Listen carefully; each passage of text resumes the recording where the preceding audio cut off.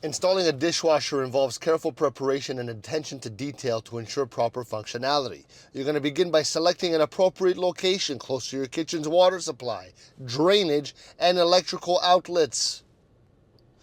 Before you start, you got to make sure you have all the necessary tools and materials, including a dishwasher, a hose connection, and a power cord, and a drain pipe.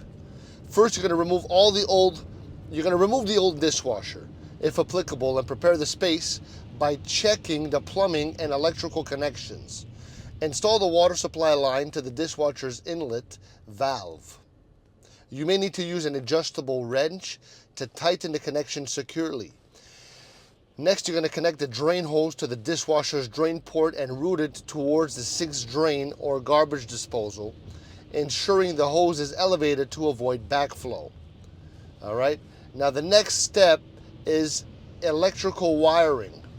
Okay, if the dishwasher doesn't come with a power cord, you may need to install one. Wire it according to the manufacturer's instructions, ensuring proper grounding. Once all connections are made, carefully slide the dishwasher into place, making sure it's level and aligned with the cabinetry. Okay. Finally, you're going to secure the dishwasher to the countertop or cabinetry using screws and then turning on the water supply and power. Test the dishwasher for leaks and ensure it's running smoothly before finishing the installation.